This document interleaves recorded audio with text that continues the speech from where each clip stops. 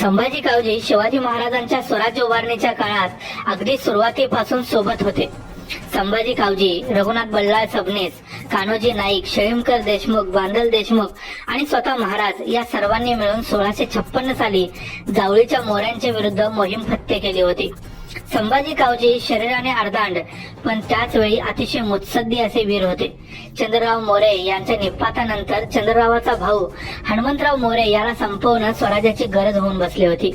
त्यावेळी संभाजी कावजींनी चतुरपेठ येथे हनुमंतराव मोरे याची भेट घेतली आणि त्याच्याशी सोयरिकीचे बोलणे चालवले आणि वेळ साधून येताच एकांती असताना कट्यारीचे वार करून हनुमंतराव मोरे याला संपवले आणि जावळी महाराजांच्या ताब्यात आली असे वर्णन सभासद बखरीत आले आहे.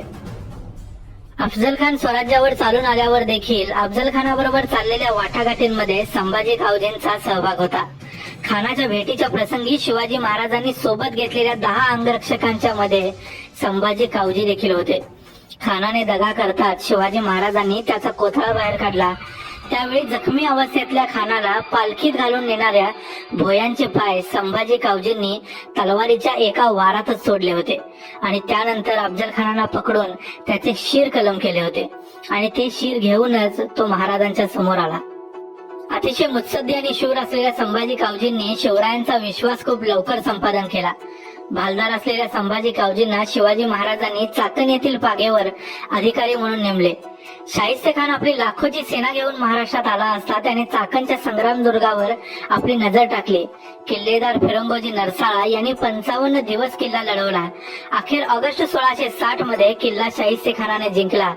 शाहिस्ते खानाची ताकद आणि शाहिस्ते खानाचा वाढता जोर पाहून ज्या काही मराठ्यांची नियत फिरली त्यांच्यापैकी दुर्दैवाने एक होते संभाजी कावजी स्वतः. भयापोटी आणि स्वार्थापोटी कृष्णाजी काळभोर, बाबाजीराव होनप, संभाजी कावजी या लोकांनी शाहिस्ते खानाची भेट घेऊन त्याची चाकरी स्वीकारली. संभाजी कावजींची उपयोगिता पाहून शाहिस्ते खानाने त्यांना 500 स्वारांची मनसब देऊन मौजे मलकर या गावी नामजाद केले. ही गोष्ट कानी पडताच छत्रपती शिवाजी महाराज खूप संतापले. अशा प्रकारची गद्दारी महाराजांना खपत नसे. त्यात संभाजी कावजी महाराजांच्या खूप जवळ असल्यामुळे स्वराज्याबद्दल खूप काही जाणून होते. शिवाजी महाराजांनी सरनोबत प्रतापराव गुजरांना आज्ञा दिली की संभाजी कावजींचा कायमचा बंदोबस्त केला पाहिजे. त्याप्रमाणे प्रतापराव गुजरांनी आपल्या सेनेसह मौजे मलकर या गावी तैनात असणाऱ्या संभाजी कावजी यांच्यावर हल्ला केला. संभाजी कावजींनी आपल्या सेनेसह हा हल्ला परतवण्याचा प्रयत्न केला पण प्रतापरावांच्या हल्ल्यापुढे त्यांचा टिकाव लागला नाही.